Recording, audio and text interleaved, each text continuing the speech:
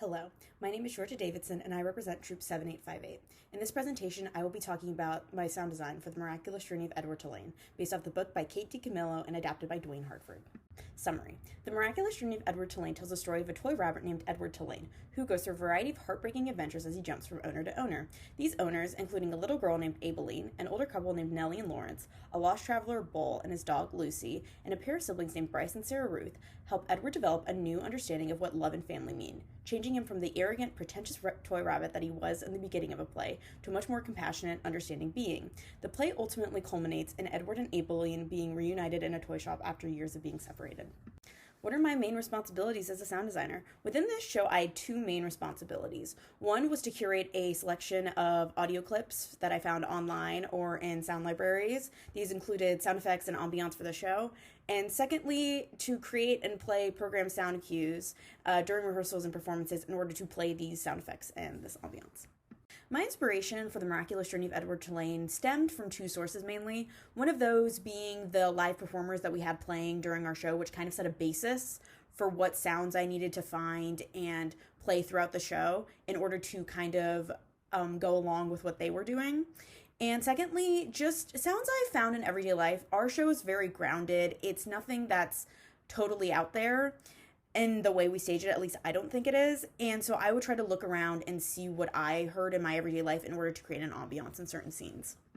Outer influences. So I was largely influenced by two different sources when curating sounds for the show. One of those being the time in which the play takes place. Our play takes place in the 1930s Great Depression era, so I was not looking for anything that was highly, technical or sounded like it would come from the 21st century. I was trying to find something that was very, very based in that kind of era of the 1930s of the Great Depression. And secondly, as I mentioned before, the live performances played by two actors on stage. We had two actors playing the guitar and viola throughout the show. So I would have to kind of try and make my sounds, especially if they were music, match what they were playing in order not to make it seem out of place within the show. What would I be willing to compromise in my design? I would be willing to compromise in most areas of my design. Like, for example, if my director feels like a sound that I picked out is not fitting with a certain scene, or if one of our live performers already had a sound covered through their own music, I would be willing to compromise in my design in that way because that is ultimately for the benefit of the show. How did other technical elements of The Miraculous Journey of Edward Tulane affect my sound design? So a variety of other technical elements did affect my sound design. These include the set. So our show, the set changed with every setting that Edward went to, and Edward goes to a lot of different settings within the show.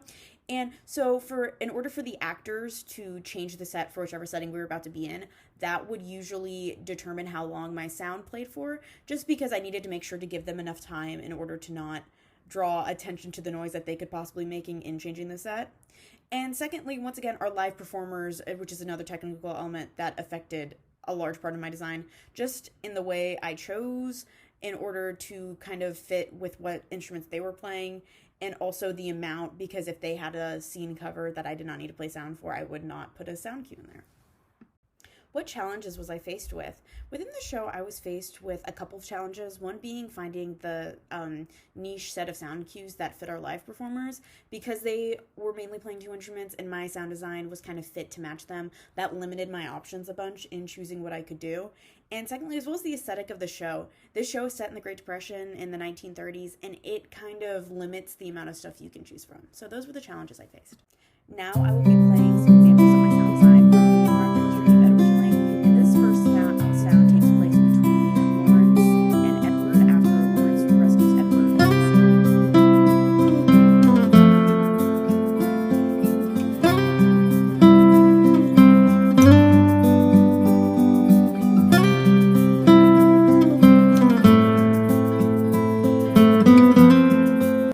So when I first heard that sound, I got very kind of beachy seaside vibes from it.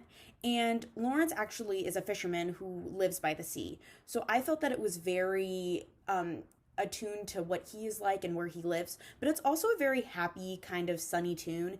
And that is what Lawrence and his wife Nellie bring to Edward's life. So I kind of felt that having that and just like representation of that through music playing while Edward and Lawrence meet was a way to kind of represent what was to come. The second example I have is from later in the show where Sarah Ruth unfortunately dies of tuberculosis.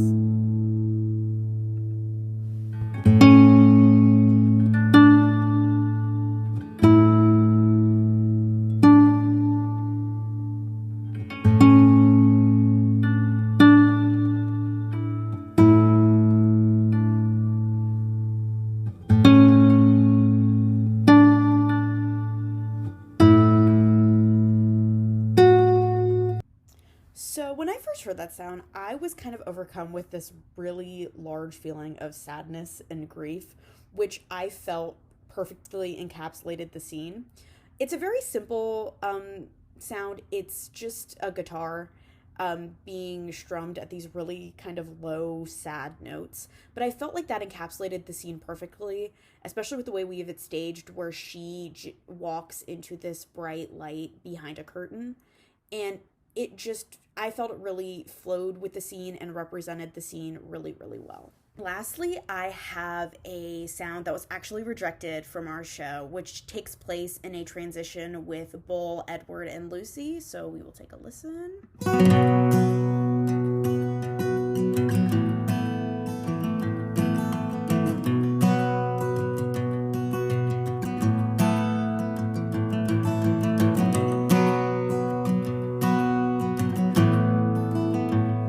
So this was a sound that I had found and I'd really liked. It fit perfectly with the kind of the idea of our show, and just I thought it was great.